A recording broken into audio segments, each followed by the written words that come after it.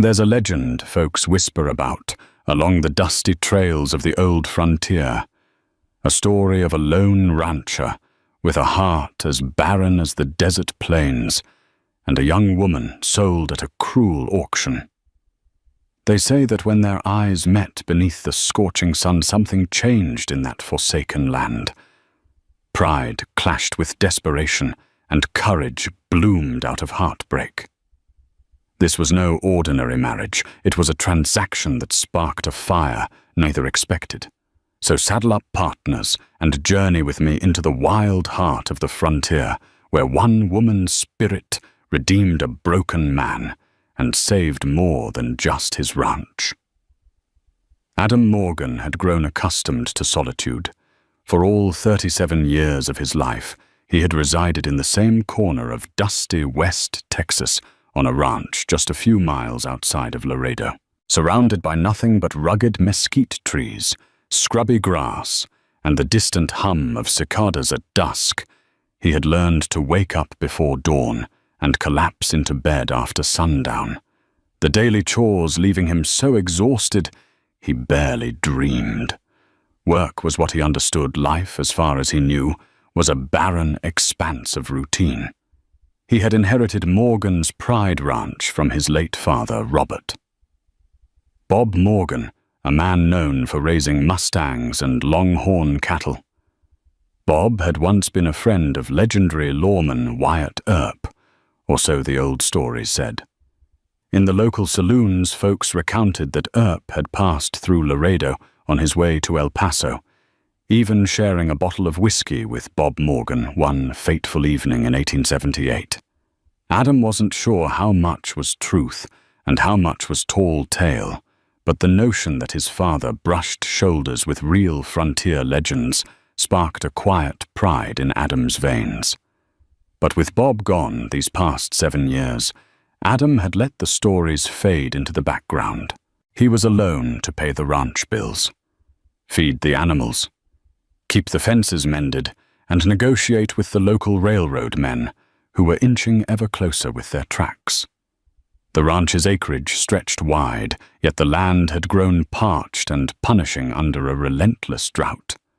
His mother, Margaret Morgan, had passed away soon after childbirth, leaving Adam without siblings or immediate family. One scorching afternoon, when the local bank threatened foreclosure, Adam found himself in Laredo's dusty main street, searching for a way to salvage his inheritance.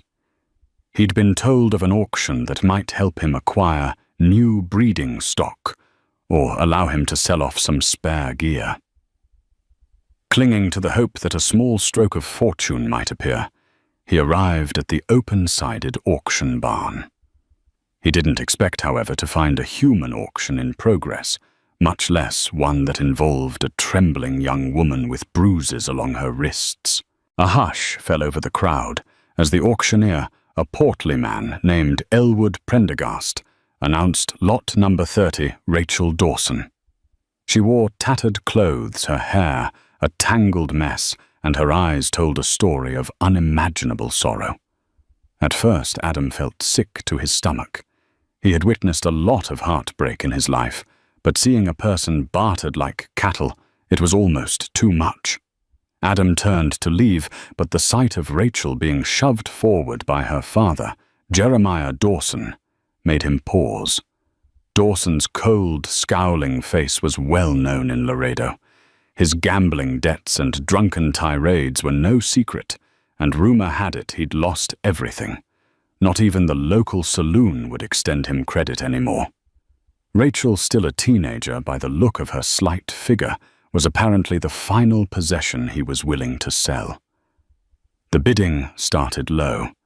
A handful of old men looked on with discomfort. Perhaps some had come to make unsavory offers or were simply gawking at the travesty. Adam's stomach churned at the thought. The girl was so afraid she could barely lift her eyes from the ground. Something in Adam's heart clenched, a spark of anger and pity lighting up his chest. When the auctioneer's voice wavered, stalling at a humiliatingly small amount, Adam found himself stepping forward. He thought of doing anything to end that spectacle. Before he could reason himself out of it, Adam lifted his hand and called $20. The silence that followed could have swallowed the entire barn. Stunned faces turned toward Adam. Everyone knew who he was, the solitary Morgan boy, shy and quiet, but fiercely protective of what he considered his own. Dawson sneered at him from the platform, probably hoping to eke out more money. "Do I have 25, Prendergast asked, voice scraping across the tension. Someone at the back coughed. A gambler from out of town made a bored expression.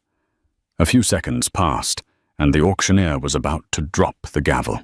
Adam's heart thundered in his chest, torn between the revulsion at this entire situation and the sense that he could not let this abused girl be carted off to an even crueler fate. Then from the opposite side of the barn, a leering ranch hand named Clyde Bigsby, infamous for leaving battered women in his wake, rasped, $30. Adam's anger flared. He had heard stories about Clyde's brutality and how he treated the so-called dance hall girls up near the border. Looking at Rachel's frightened eyes, Adam felt an instinctive, protective urge. He raised his hand again and forced out $50. The auctioneer's eyebrows shot up. $50 was no small sum, especially in those trying times. An uneasy murmur rippled through the crowd. Would Clyde keep pushing Adam, braced for another bid? Clyde grimaced a sick grin, twisting his lips. 60, he answered, practically spitting the word. Adam realized he was stepping onto a dangerous path. Clyde Bigsby wasn't above a later confrontation that involved fists or guns. But Adam had come all this way. He wasn't going to back down now. Digging deep into the meager reserves he had earmarked for ranch repairs, he bellowed $100 in a voice loud enough to startle the onlookers.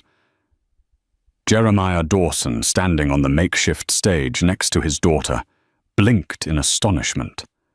$100 could keep him flush in whiskey for weeks. Clyde's face darkened, and he looked ready to protest, but something maybe the size of the bid seemed to quell his ambition. The hush deepened. Prendergast gulped and began counting. Adam held his breath as the gavel came down on the final count. Sold to Adam Morgan of Morgan's Pride Ranch for $100. The crowd erupted in hushed whispers. Some women turned away, their expressions pained.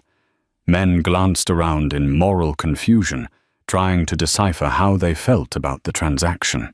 Rachel remained frozen eyes downcast until the final blow of the gavel. And just like that, Adam Morgan found himself the unwilling husband of a terrified young bride purchased like livestock on a scorching Texas afternoon.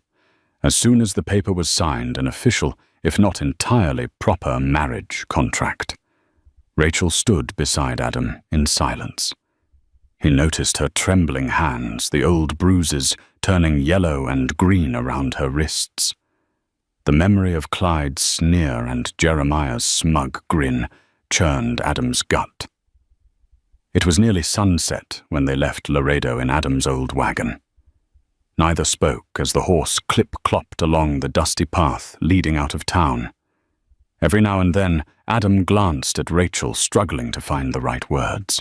He removed his worn leather hat and ran a hand through his sweat-drenched hair.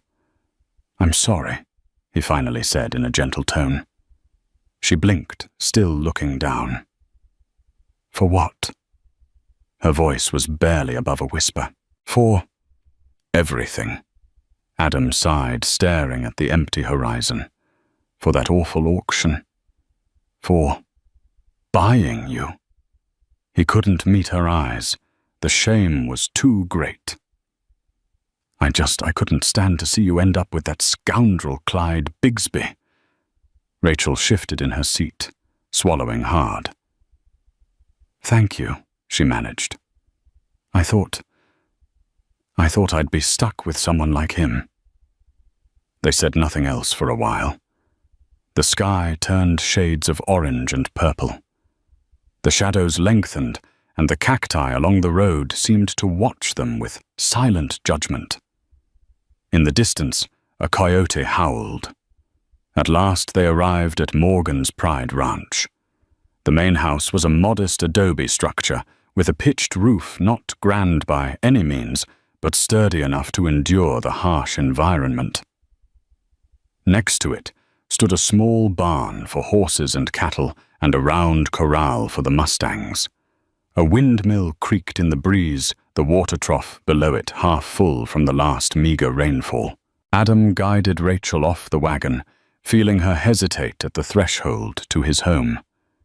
He led her inside. The living room was sparse, a couple of battered chairs, a table, a fireplace. He lit an oil lamp, revealing a soft glow. "I'll show you your room," he said, the words sounding stiff. He offered her the only bedroom with a proper bed, his own. Adam had been sleeping on a simple cot in that same room since childhood, but now he chose to move the cot into the front room. "You can stay here," he told her. "I'll sleep outside. Or, well, out here in the front for now." Rachel looked at the bed with disbelief. "But this is yours," she protested softly. "I'll manage," he insisted, more abrupt than intended.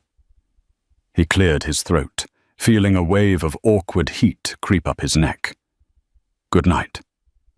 He left her standing in the dim lamp glow, shutting the door gently behind him. Only then did Adam allow himself a shuddering breath. He had no idea how to handle any of this. The presence of another soul, let alone a wife, sent his mind spinning. The stifling guilt of having purchased her for money twisted in his chest. For a man used to being alone, it felt like his entire world had just been upended in a single day. That night, Adam lay awake on the creaky cot in the front room, staring at the cracked ceiling. He could hear Rachel's barely audible movements beyond the closed door. Every now and then the breeze outside caused the shutters to rattle, echoing against the loneliness of the night. He recalled how her eyes had flickered with both relief and fear. A part of him wondered if he was any better than the men who had leered at her in that auction barn. Yes, his intentions had been different. He'd only bid to protect her from a worse fate. But the outcome was the same. He owned her. That thought gnawed at his conscience. Sleep offered no reprieve, and Adam rose before dawn, as he always did. He lit another lamp and set about preparing coffee. His movements were slow, methodical, as he fought the tightness in his chest. This was not how he had imagined saving his ranch. The ailing ranch that needed labor, needed money, needed good stock.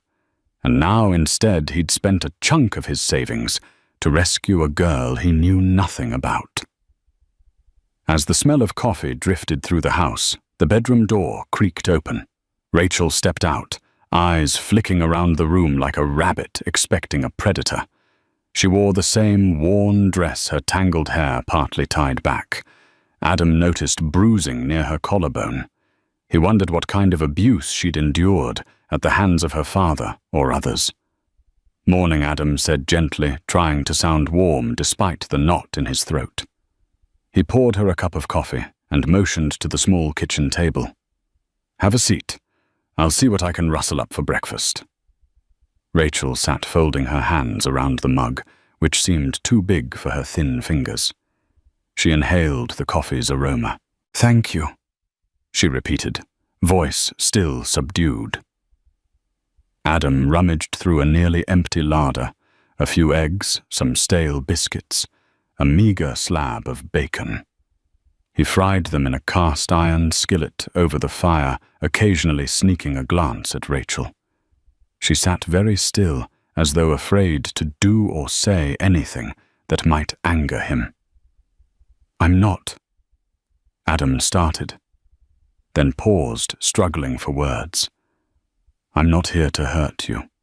I know this whole situation is strange. I want you to feel safe. That's all. She nodded, her eyes meeting his for the first time. They were the color of clouded amber, haunted yet with a flicker of warmth. I believe you, she whispered. The tension between them softened a fraction. When breakfast was ready, they ate in silence. Adam tried to take slow, calm bites, hoping she would feel less anxious if he didn't rush or speak harshly. He told himself that once the dust settled, he would try to help her find some semblance of normal life, if such a thing was even possible. But first he had to keep the ranch from falling apart. Over the next few days, Adam went about his chores, milking cows, feeding horses, repairing fences, while Rachel remained mostly inside. She'd occasionally stand at the window watching him ride out to survey the property or haul water from the well. Whenever he'd glance toward the house, he'd catch her silhouette in the glass. He started leaving simple tasks for her, like mending shirts or tidying up his old books. She took on the chores with quiet diligence, seemingly grateful for something to occupy her mind. Adam noticed she worked with surprising efficiency, as though used to long hours and thankless tasks. Her posture was always stiff, shoulders tense, as if prepared for a blow that never came. At night, Adam retreated to the cot. Rachel remained behind the bedroom door, which he never once tried to open unless he heard her speak. Slowly, they developed a polite, even tender routine of minimal conversation. The second week, a letter arrived from the Laredo bank. The words threatened foreclosure if Adam didn't catch up on payments soon. Grim-faced, he tucked the letter into a drawer, not wanting to burden Rachel with the failing finances. But his anxiety rose, swirling like a dust devil in his thoughts. One morning, as Adam was saddling up to check on the upper pasture, Rachel appeared at the barn door. She looked timid but determined. I can help, she said. Adam paused, considering. With chores, she nodded. Yes. I know how to handle horses a bit. My father made me do it sometimes to earn him extra money. She took a shaky breath. I can ride. And I'm pretty good at patching roofs or cleaning stalls if you'll let me. Part of Adam wanted to protest that she should rest or stay safe inside, but a wave of financial desperation urged him otherwise. All right, he replied. If you're willing, I could use an extra pair of hands. So it began. Rachel shadowed Adam all over the ranch, watching how he fed the Mustangs and drove them from one corral to another. She learned to brace fence posts in the rocky ground. Though slender, she displayed surprising stamina, a testament to the hardships she must have endured before. When Adam asked if she was tired, she'd shake her head adamantly, as if she feared being sent away. Over the next weeks, they became a quiet partnership. Their conversations were limited to practical matters: how much feed the horses needed, the best way to soak a split rail, which corner of the pasture needed clearing. But with each day, something shifted in the air between them. A tentative respect formed, underlined by mutual appreciation for the other's presence. During one mid-afternoon break, they rested under the shade of a scrawny mesquite. Adam handed Rachel a canteen of water, which she accepted gratefully. They were both sweaty and dusty, the Texas sun scorching overhead. How old are you? Adam asked, careful to keep his tone gentle. She hesitated, her gaze distant. 18, she said. Adam felt a pang in his chest.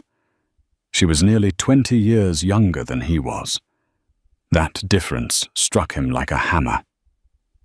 But how else could he have saved her at the auction? He offered a tight nod, swallowing his unease. "What happened?" He asked, his words cautious. "How did your father come to do that?"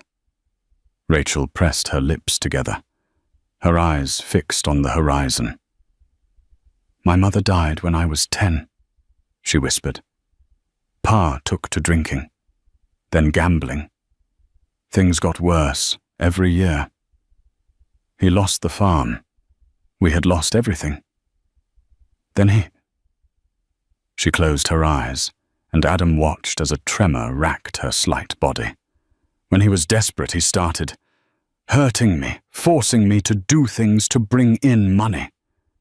Adam felt a surge of anger enough to clench his fists. He took a steadying breath. "You don't have to say more if you don't want to." She cast him a look filled with sadness and relief.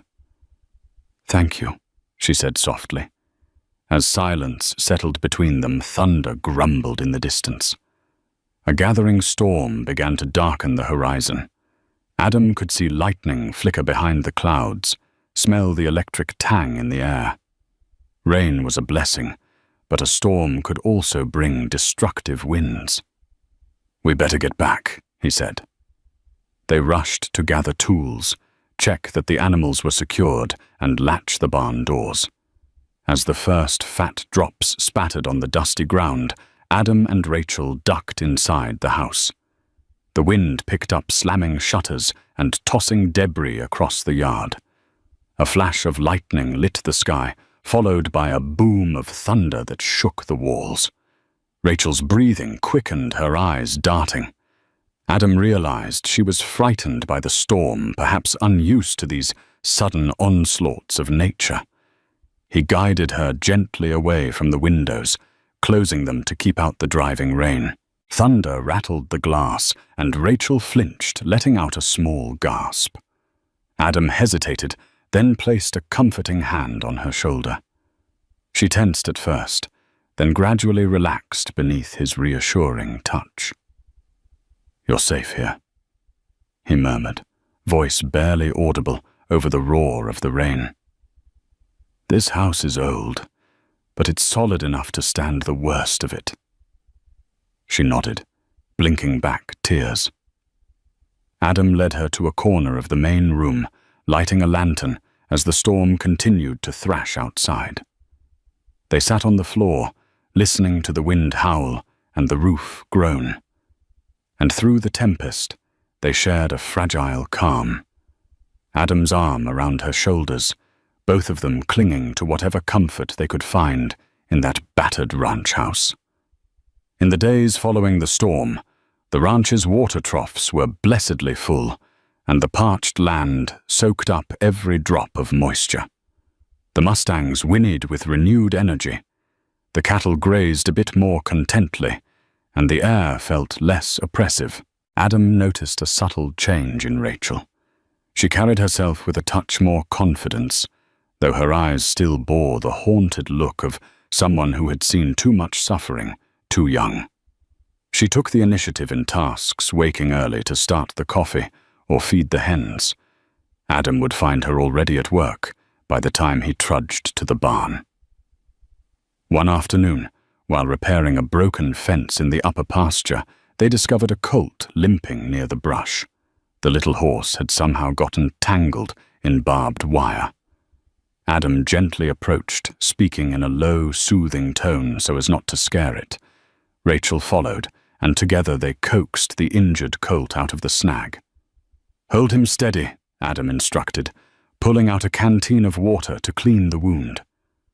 Rachel crouched close, stroking the colt's mane. "Shh," she whispered, voice quavering with empathy. "It's all right, boy. We've got you." The colt's eyes rolled in fear, but Rachel's gentle touch seemed to calm the animal. Adam carefully wiped away the blood and examined the cut. "It's not too deep," he said, relieved. "He'll heal, but it needs dressing." Rachel nodded, tears glistening in her eyes. "Poor thing," she said. "It's like he's been abandoned out here." Adam paused, noticing the heartbreak in her tone. "He'll be okay," he assured her, though he suspected she wasn't just talking about the colt. Once they had cleaned and wrapped the wound, Rachel continued to stroke the horse, murmuring quiet reassurances. Something about the way she spoke, her voice low and comforting, unnerved Adam. It reminded him that beneath the meek exterior lay a heart brimming with compassion, a capacity to heal and nurture. Later they led the colt back to the ranch. Rachel tended it with unwavering devotion, ensuring the bandages stayed clean. Over the next week, the horse's injuries improved dramatically. Adam watched the patience and kindness in Rachel's every move, feeling a warmth grow in his chest. A sense of awe crept over him. For so long, he had believed that darkness and loneliness were inevitable. Now with Rachel there, it felt like a single flickering lamp lighting the corners of a gloomy room. Life, however, offered little time to settle into hope. A letter arrived at the ranch from an old rival, Clayton Beauregard, a neighboring rancher with a long-standing feud against the Morgans. He was known to be unscrupulous when it came to acquiring land and water rights. Adam's father once told him that Clayton had threatened the Morgan family repeatedly, trying to buy them out or force them into default. The letter, written in an elegant hand, stated that Beauregard wished to discuss matters of mutual interest and would be visiting soon. Adam felt a knot form in his stomach. He suspected that the discussion would revolve around him selling the ranch. Sure enough, a few days later, a horse-drawn buggy appeared at the front gate, kicking up dust. Clayton Beauregard was a tall, broad-shouldered man with graying hair at his temples. He wore an expensive suit and a smug expression that set Adam's nerves on edge. Adam met him outside, Rachel lingering near the barn, watching from a distance. Beauregard dismounted with a confident flourish. "Adam Morgan," he greeted, tipping his hat with mock cordiality. "It's been a while." "Not long enough," Adam replied, crossing his arms over his chest. "What brings you out here?" Beauregard cast a glance around the ranch. "I heard rumors you might be struggling," he said smoothly. "I thought I'd offer a neighborly hand, maybe take this place off your shoulders for a fair price." Adam's jaw tightened. Morgan's pride is not for sale. Beauregard shrugged, unruffled. "Not yet, but from what I hear, the bank is knocking at your door. If you wait too long, you won't see a dime. The bank will claim it, and you'll be left empty-handed." Adam's fists clenched. He forced himself to remain calm. "I'll manage," he said through gritted teeth. Beauregard chuckled. "Suit yourself. I'll make an offer you can't refuse eventually." He turned to spot Rachel standing a few yards away. His gaze flicked over her, a cruel curiosity lighting his eyes. "Who's this?" Adam's voice went rigid. "My wife." Rachel stiffened under Beauregard's scrutiny. A slow smirk spread across the man's face. "I heard something about an auction in town. Could it be—" He let the question dangle. Adam felt a surge of protective fury. "That's none of your concern." Beauregard took a step forward, tipping his hat to Rachel in mock politeness. "Mrs. Morgan," he drawled. "Must be quite the adjustment living way out here. Perhaps you're finding your husband less than adequate in certain resources." "Leave, Adam," demanded, his voice threatening. Beauregard eyed him with a mixture of humor and contempt. "Certainly. I have business to attend to. But mark my words, this ranch will be mine sooner or later." He tipped his hat again, climbed back into his buggy, and wheeled away, leaving a trail of dust. Adam stood there, shoulders tense until the sound of hooves faded. Rachel approached cautiously. "Who was that?" she asked. "Clayton Beauregard," Adam muttered. "A snake in human form determined to buy up every ranch around here." He exhaled, turning to look at her. "Don't let him scare you. I'll figure something out." But in truth, Adam felt a pang of dread. Beauregard's threats weren't idle. The man was rumored to have ties to unscrupulous railroad men and bank officials. If foreclosure loomed, Beauregard would swoop in like a vulture over carrion. As the tension with Beauregard hovered like a storm cloud, Adam and Rachel's relationship changed in subtle ways.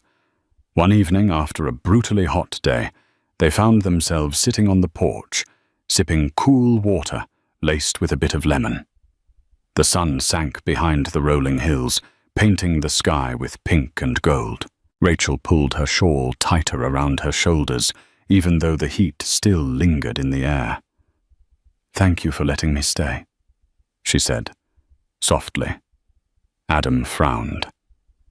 "Rachel, you don't have to thank me. This is your home now." She hesitated, glancing down at her hands. "It's just, no one's ever treated me like I mattered," she said, tears threatening to surface. "I know this isn't a normal marriage. I know what people must be saying.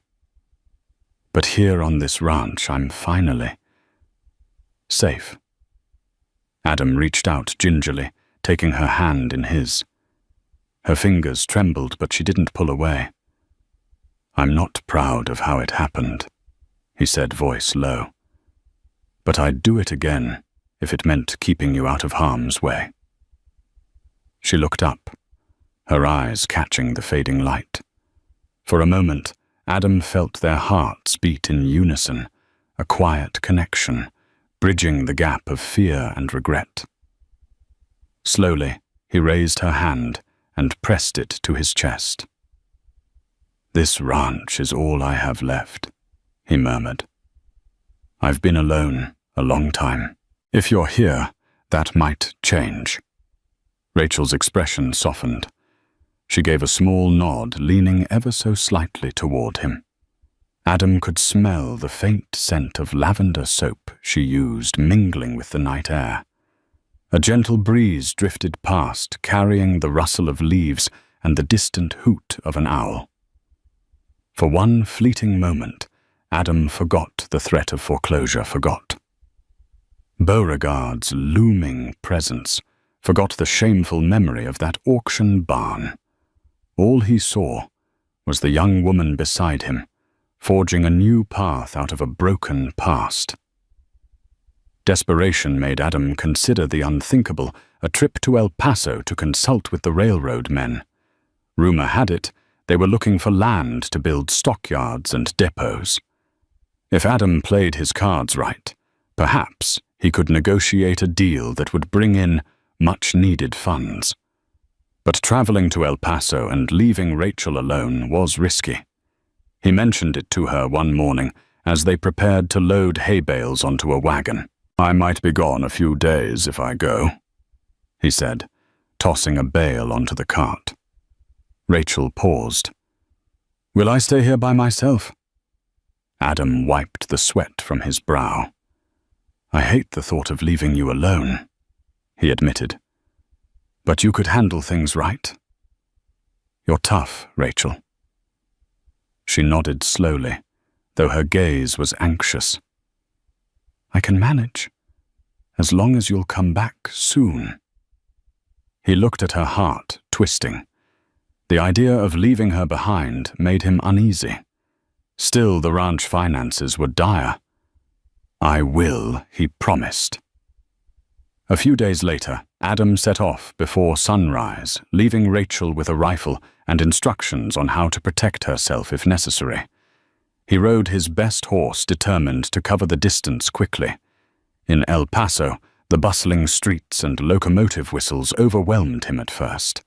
He had rarely ventured so far from the ranch. After a day of fruitless meetings and half-hearted negotiations, he finally found a railroad official named George Kipling an acquaintance of the famed Colonel Robert G. Ingersoll, or so the rumors went. Kipling seemed intrigued by the idea of turning Morgan's pride into a staging ground for mustangs.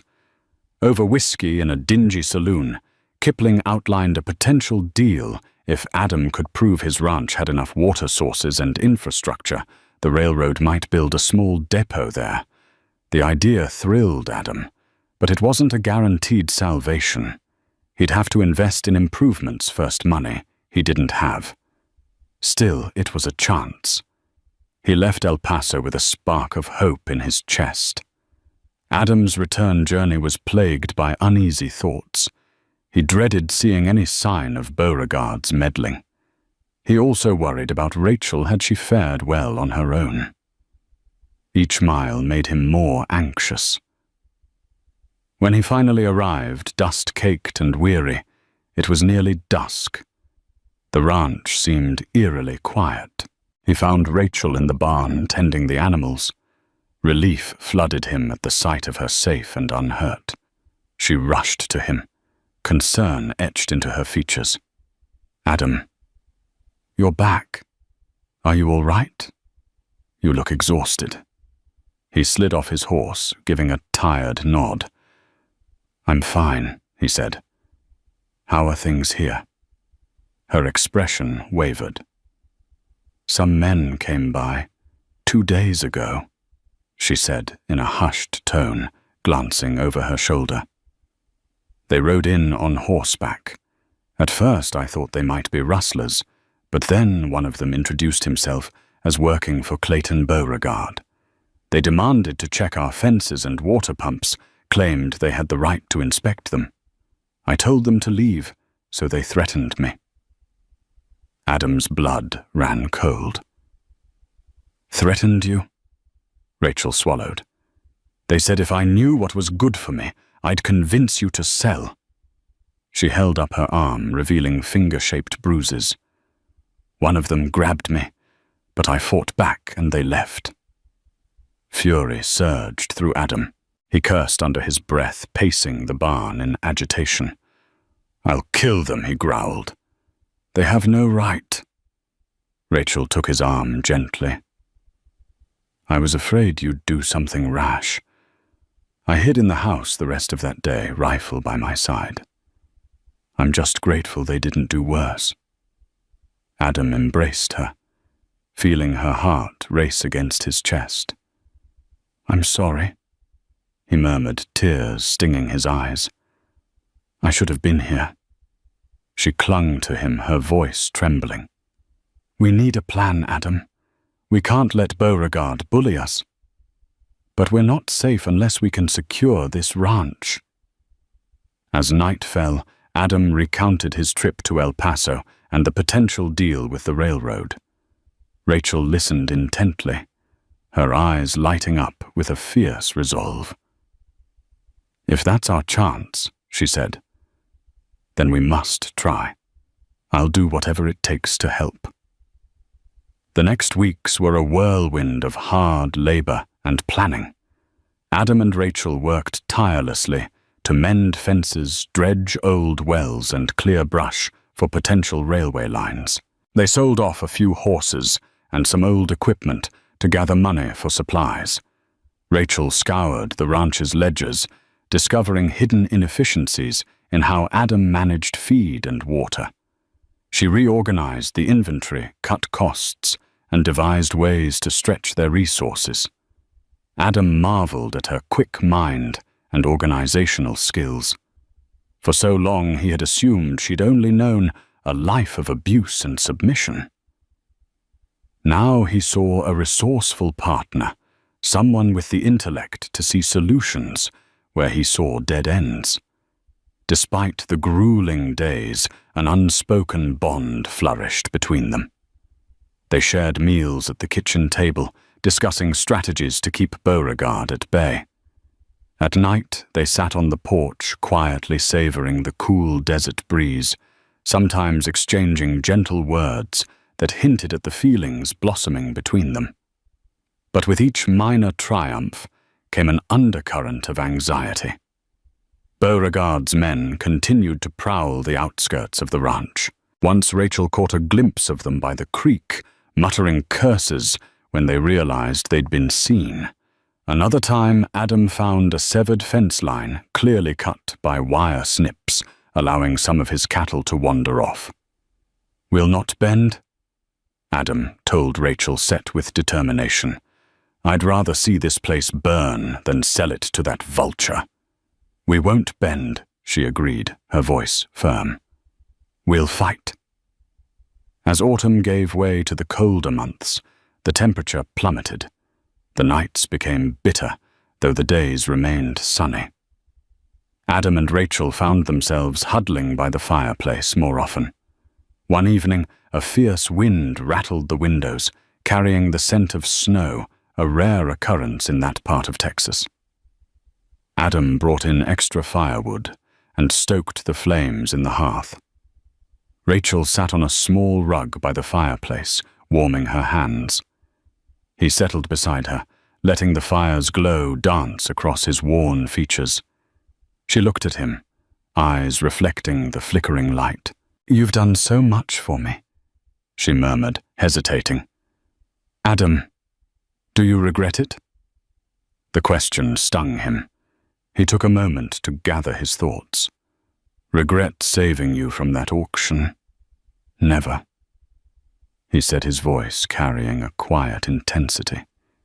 "If you mean, do I regret the cost? Also no. Having you here alive and safe is worth every cent." She exhaled, relief crossing her face. "Sometimes I'm still waiting for the nightmare to return, for my father to appear, or some man to remind me I'm just a possession." Adam turned to face her, fully placing a calloused hand gently against her cheek. "You're not a possession," he whispered. "You're free to leave any time. I hope you never do, but I'd never stand in your way." She leaned into his touch, closing her eyes briefly. "Thank you," she said, voice catching. I want to stay. With you." He felt his heart pound.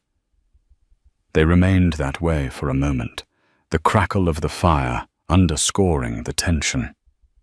Slowly, Adam leaned closer. Rachel's eyes fluttered open, meeting his. In the warm glow, they bridged the gap, and their lips met in a gentle, hesitant kiss, one that carried all their shared pain and emerging hope. It was a tender gesture, a spark that illuminated how far they had both come. They parted after a moment, breath mingling in the fire's heat, and in that shared silence, everything changed. Despite the financial strain, Rachel insisted they celebrate Christmas, at least in a small way. She decorated the house with pine branches from the nearby hills, hung a few ribbons and crafted paper ornaments. Adam smiled at her enthusiasm, reminded of a warmth he hadn't felt since his mother's passing. The day before Christmas, a surprise visitor arrived, Pastor Gregory Finch, a kindly old clergyman from Laredo, who had once known Adam's parents. He rode up with a small cart, bringing a few supplies, flour, sugar, and some winter vegetables donated by church members. "Word is you're working yourself to the bone out here," Adam, Finch said, smiling warmly as he greeted them. "I thought I'd come by and pay my respects, see this ranch for myself." Adam offered him a seat in the front room, grateful for the provisions. Rachel brewed tea, her shy demeanor returning as she greeted the pastor. Finch's eyes crinkled kindly when she told him her name, as if he already knew part of her story from the local gossip. "So this is the famous Mrs. Morgan," Finch said, giving her a gentle nod. "I've heard rumor of your bravery." Rachel blushed. "I'm not sure about brave," she murmured. Adam looked at her with admiration. "You underestimate yourself." Pastor Finch took out a worn Bible. "Christmas is a time of rebirth," he said. a time to remember that hope can bloom in the harshest winters. Perhaps I can share a short blessing with you both." They agreed, and the pastor read a passage about finding redemption in the face of adversity. As he spoke, Adam felt a sense of calm wash over him, an odd feeling considering the turmoil they still faced.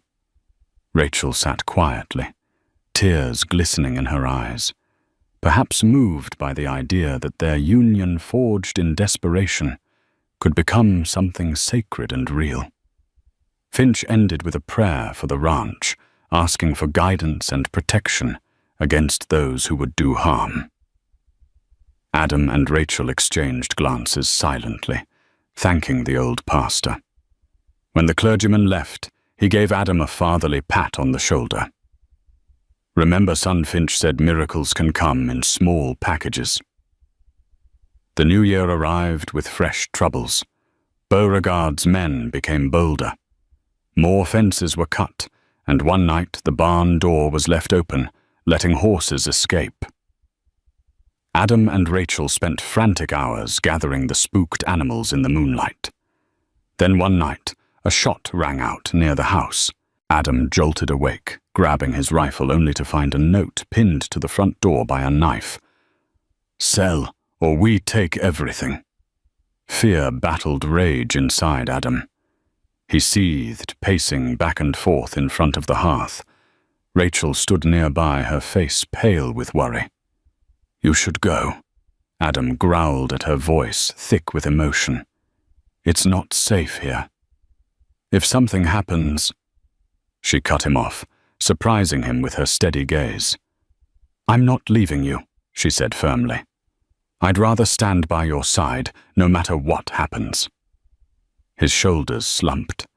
He realized how much her resolve meant to him. They decided to see if the law would help, though neither held much faith in Laredo's sheriff, given Beauregard's influence. When Adam rode into town the next day, the sheriff seemed sympathetic but non-committal. "Do you have any proof it was Beauregard's men?" he asked with a tone that implied Adam could be overreacting. Adam fumed. "Who else would it be?" The sheriff shrugged. "I can't just go accusing a man like Clayton Beauregard without evidence. Keep an eye out, lock your doors, and if you see anything more concrete, let me know." Defeated, Adam left the sheriff's office, feeling the noose tighten around his ranch. As he mounted his horse, he caught sight of Beauregard himself riding into town. Their eyes locked. The older man tipped his hat in a mocking salute, a cold smile on his lips. Adam's temper flared, but he refused to be goaded into a confrontation in the middle of Main Street. He turned his horse and galloped away, determined to protect what was his by any means necessary. 2 months later, Kipling from the railroad sent a telegram expressing readiness to conduct a final inspection of Morgan's pride. If the ranch passed muster, the railroad would sign a contract to establish a small depot, effectively solving Adam's money troubles. Adam and Rachel worked tirelessly to prepare. They put fresh paint on the barn, organized the corrals, made sure every water trough and windmill functioned properly. They even built a modest bunkhouse to house future railroad workers. Late one afternoon, Adam found Rachel taking a break under a cottonwood tree. She was sipping water, exhausted from hours of manual labor. He joined her, resting his back against the trunk. "You're doing too much," he said gently. "You need rest." She shook her head with a small smile. "We're almost there," she murmured. "Once the inspection is done, if it's successful." He placed a hand over hers. "It will be," he said, trying to project confidence. "Then we can finally breathe easy." She gazed at him, a mixture of love and worry etched on her features. "Adam, I just want you to know, no matter what happens, I'm grateful for every day here with you." His throat tightened. He was a man of few words, but the sentiment in her eyes unraveled his stoic heart. Leaning in, he pressed his forehead against hers. "You saved me too, Rachel," he whispered. "I didn't know how to live until you came." The night before, Kipling was scheduled to arrive. A fierce commotion startled Adam and Rachel from their beds. Outside, flames crackled. Someone had set the barn ablaze. Adam rushed outside with a bucket of water, yelling for Rachel to stay inside. But she refused, grabbing another bucket and racing alongside him. The barn was engulfed in a raging inferno. Horses panicked inside, whinnying in terror. "We have to save them!" Rachel shouted, voice drowned by the roar of the flames. Desperately, Adam soaked burlap sacks in water. He covered his face and charged into the barn. Thick smoke burned his lungs. He heard a horse kicking against a stall door. Coughing and gasping, he unlatched the stall and managed to lead the frantic animal out. Rachel doused the side of the barn with water, her eyes streaming from the smoke. She risked her life throwing bucket after bucket onto the flames to keep them from spreading to the house. Despite their heroic efforts, the barn was reduced to a smoldering skeleton. They managed to save some horses, but several were lost to the inferno. Exhausted, covered in soot and choking on smoke, they collapsed on the ground, clinging to each other as the first traces of morning light crept over the horizon. When Kipling arrived, he found a scene of devastation. Adam greeted him with a raspy cough, his clothes singed and face streaked with ash. Rachel stood at his side, her hair singed at the edges, bruises forming where she'd been struck by falling debris. Kipling surveyed the ruins of the barn. His dismayed expression spoke volumes. "Morgan." "What the devil happened here?" he asked, stepping carefully over the scorched ground. "Sabotage!" Adam croaked, anger simmering under his weariness. "Beauregard's men. I'd bet my life on it." Kipling frowned, removing his hat. "This complicates things. The railroad will want to see functioning facilities for the horses. With the barn gone," Adam felt a helpless fury coil in his stomach.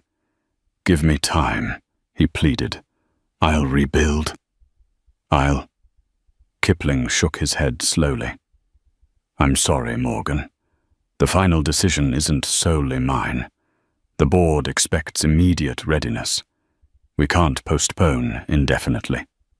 Rachel stepped forward, determination burning in her eyes. "We'll work day and night. We'll put up a temporary structure. At least inspect the rest of the ranch. You'll see we have water and grazing land." Her passion caught Kipling off guard. He scratched his chin. "I suppose I can write a more nuanced report," he conceded. "Show the board the potential here if they're willing to invest in rebuilding the barn. But there's no guarantee they'll approve it." Adam grabbed Rachel's soot-stained hand, feeling a wave of gratitude for her unwavering spirit. "Thank you," he said to Kipling. "Let me show you around." For the rest of that day, Adam guided Kipling across the ranch, highlighting the improved fences, the wells, and the corrals that had survived the fire.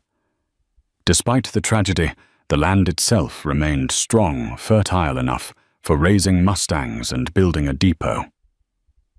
Meanwhile, Rachel organized a few ranch hands and neighbors who came to offer help after hearing about the fire. They salvaged what lumber they could, stacking it neatly. The community's support gave Adam hope. Maybe he wasn't as isolated as he'd always believed. That evening, Kipling took his leave, promising to do what he could, but making no guarantees. Adam watched him disappear into the dusky horizon, then turned to see Rachel standing by the charred remains of the barn. She reached for his hand. "We'll rebuild," she said firmly. He looked at her, tears threatening to spill. "I'm not sure I have it in me," he whispered. Rachel squeezed his hand. "Then lean on me," she said. "We'll do it together." Word of the barn fire spread quickly, even reaching the ears of Pastor Finch, who wasted no time organizing a small group of church volunteers. They arrived one morning with tools, lumber, and wagons of supplies. Among them was a middle-aged rancher named Carter Redwood, known for having once done business with Adam's late father. Carter offered not only labor, but also a small donation. "I've heard about Clayton Beauregard's underhanded tactics," Carter said grimly. "If you're determined to stand up to him, I'm with you." Adam, overwhelmed by gratitude, found himself speechless. Rachel stepped forward, expressing thanks on both their behalves. In the days that followed, the ranch came alive with hammering sawing and communal determination. People Adam barely knew lent a hand, driven by a shared disgust for Beauregard's tactics. The foundations of a new barn began to rise, an act of defiance against intimidation. Rachel worked alongside them, never complaining, even when blisters formed on her palms. Her resilience inspired everyone. Quietly, Adam recognized that the once mistreated girl had become the heart of Morgan's pride, a force that willed the ranch to survive.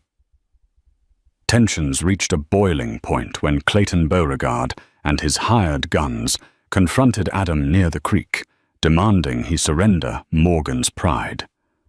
Outnumbered and seething with defiance, Adam stood his ground. Just as violence threatened to erupt, Carter Redwood and a group of loyal townsfolk appeared, rifles drawn, forcing Beauregard to retreat.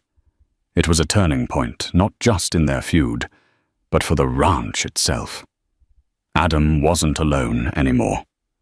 The town had chosen sides, and they chose him.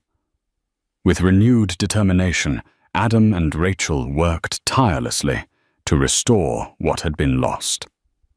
Volunteers arrived with lumber and tools. The community, once distant, now rallied behind them, helping raise a new barn as a symbol of defiance. Rachel's hands, blistered and spirit unshaken, became the soul of the rebuilding effort. Her strength inspired everyone. By mid-spring, Morgan's pride had transformed. Flowers returned to the fields, the mustangs grazed peacefully, and hope hung in the air. When George Kipling from the railroad returned, he was stunned by the progress.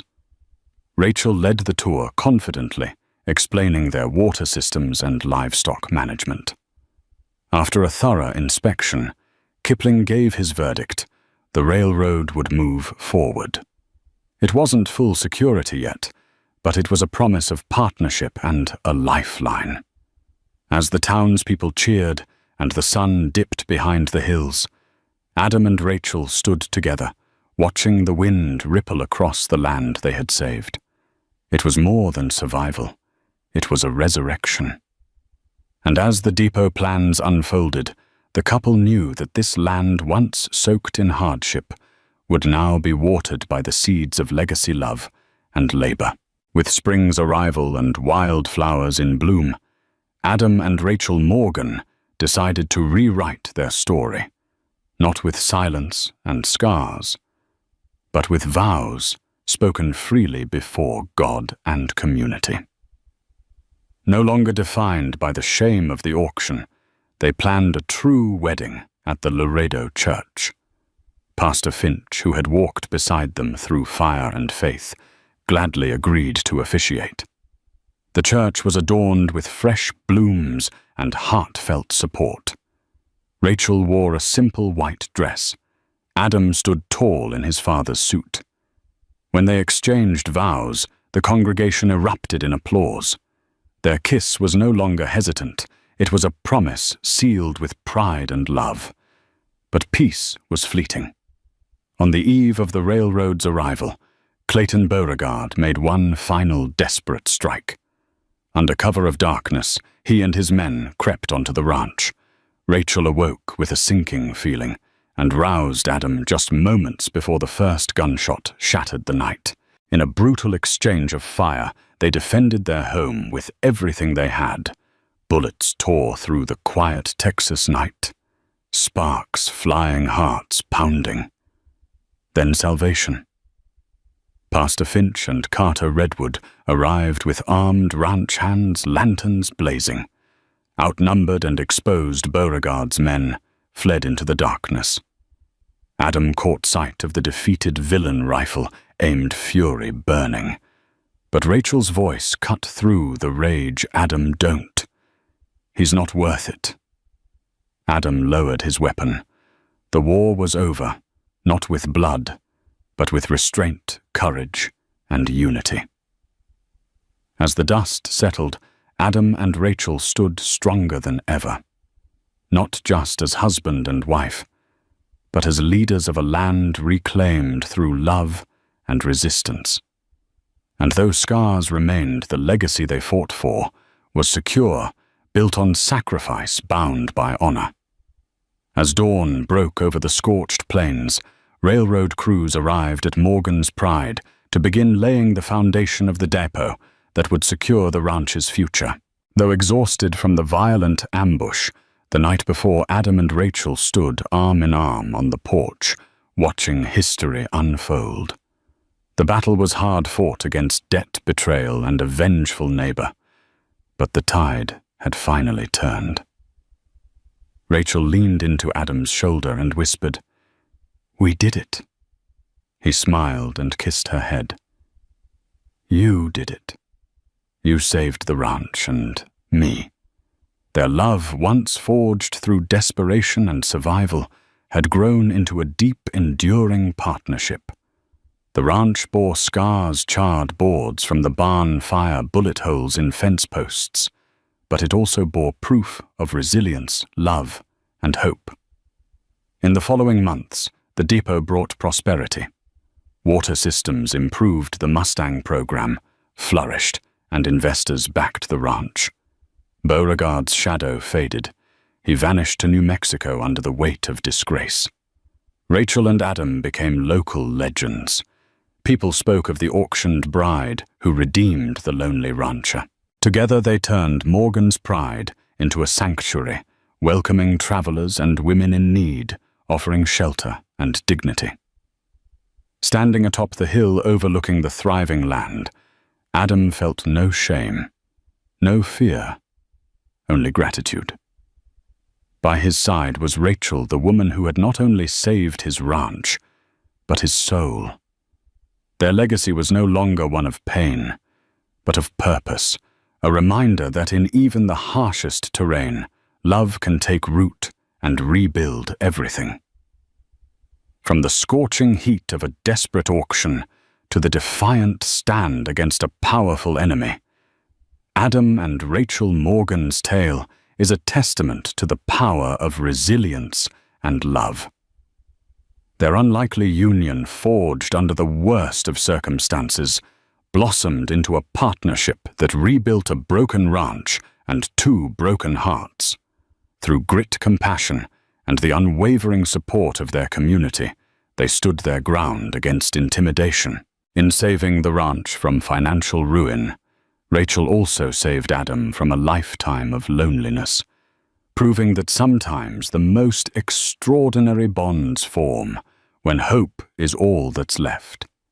If this story moved you, inspired you, or simply entertained you, please take a moment to like this video. Share it with friends who love a good Wild West drama and subscribe to our channel. Your support helps us continue bringing stories of courage, redemption, and the unstoppable force of the human spirit.